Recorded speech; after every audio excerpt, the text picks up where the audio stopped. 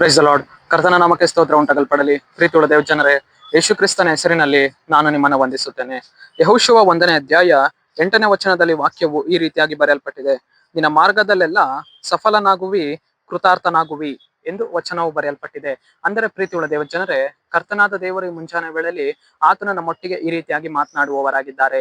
ಏನೆಂದರೆ, ಮಗನೇ ಮಗಳೇ, ನಿನ್ನ ಮಾರ್ಗದಲ್ಲೆಲ್ಲ ನೀನೇನಾಗುವಿ, ಸಫಲನಾಗುವಿ, ಕೃತಾರ್ಥನಾಗುವಿ ಎಂದು ದೇವರು ಈ ಮುಂಜಾನೆ ವೇಳೆಯಲ್ಲಿ ನಮ್ಮೊಟ್ಟಿಗೆ ಮಾತನಾಡುವವರಾಗಿದ್ದಾರೆ. ಅಂದರೆ ಕರ್ತನ ನಮ್ಮ ಮಾರ್ಗಗಳಲ್ಲಿ ದೇವರು ಏನ್ ಮಾಡುವವರಾಗಿದ್ದಾರೆ, ಸಫಲತೆನ ಅನುಗ್ರಹಿಸುವವರಾಗಿದ್ದಾರೆ. ನಮ್ಮ ಮಾರ್ಗಗಳಲ್ಲಿ ಜಯವನ್ನು ಅನುಗ್ರಹಿಸುವವರಾಗಿದ್ದಾರೆ.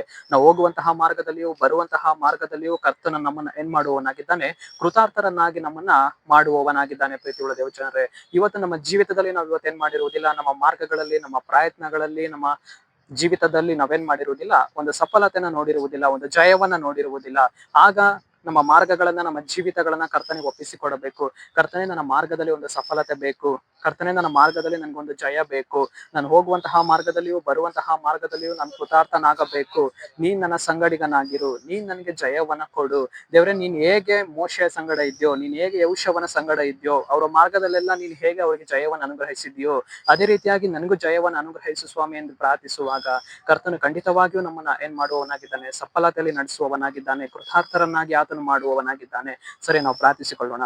ಅಪ್ಪ ಕರ್ತನೆ, ನಿನ್ಗೆ ಸ್ತೋತ್ರ ಸ್ವಾಮಿ. ಈ ಮುಂಜಾನೆ ವೇಳೆಯಲ್ಲಿ ದೇವರೇ, ಈ ವಾಕ್ಯ ಭಾಗ ಸಂದೇಶವನ್ನ ನೋಡುವಂತಹ ಜನಗಳನ್ನು ಸಂಧಿಸಿರಿ. ಕರ್ತನೆ, ನಿನ್ನ ಜನರ ಜೀವಿತದಲ್ಲಿ ಸ್ವಾಮಿ ನಿನ್ ಕಾರ್ಯವನ್ನ ಮಾಡಿ ಅವರ ಮಾರ್ಗಗಳಲ್ಲೆಲ್ಲ ನೀನು ಒಂದು ಸಫಲತೆಯನ್ನು ಅನುಗ್ರಹಿಸುವುದಕ್ಕಾಗಿ ಸ್ತೋತ್ರ. ಕೃತಾರ್ಥರನ್ನಾಗಿ ನೀನ್ ಮಾಡುವುದಕ್ಕಾಗಿ ಸ್ತೋತ್ರ. ನಜರೇತಿನ ಯೇಸುವಿನ ನಾಮದಲ್ಲಿ ತಂದೆಯ ದೇವರೇ, ಆಮೆನ್, ಆಮೆನ್.